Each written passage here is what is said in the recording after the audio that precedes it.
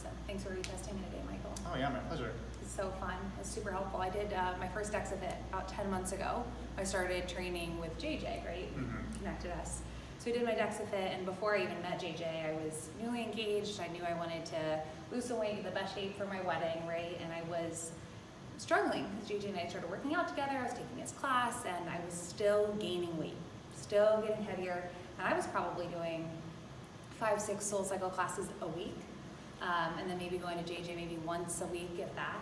And then I was getting really confused and discouraged because I was a cardio machine, I like to call it. I do all the cardio in the world that I wanted to, but I wasn't losing any weight. In fact, I was actually gaining weight. I was really concerned.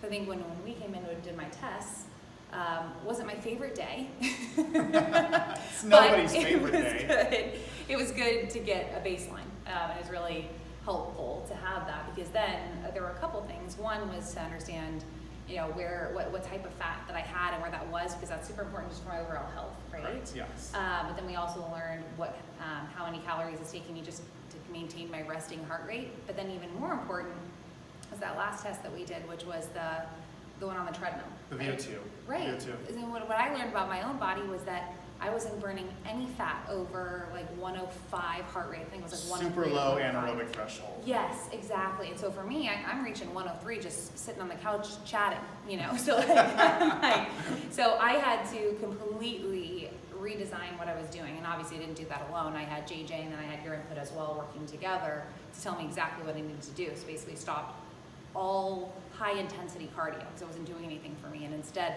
I did about 2 hours a week of walking. Totally walking, was very strict with my heart rate. I had a heart rate monitor and my Apple Watch, doing that for a very strict amount of time to make sure I was burning fat. And then I upped my strength training. And in the last 10 months, I've lost over 30 pounds just by doing that.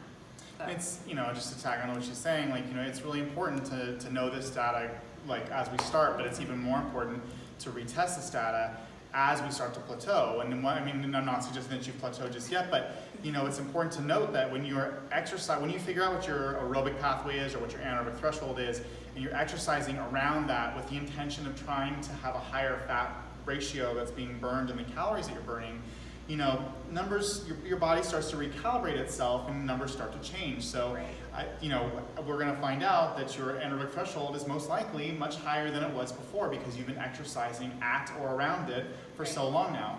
And it's important to know this because now that lower intensity zone where you were burning a lot of fat, that heart rate is probably higher now, which means that you can go back to working a little bit harder and still get the same ratio, and now you got even more calorie burn.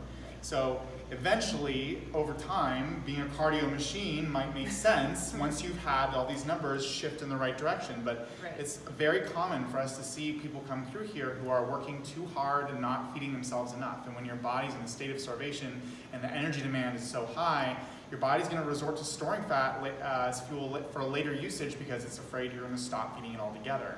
So it's important to not only know your baseline, but to retest and know what your new baseline is.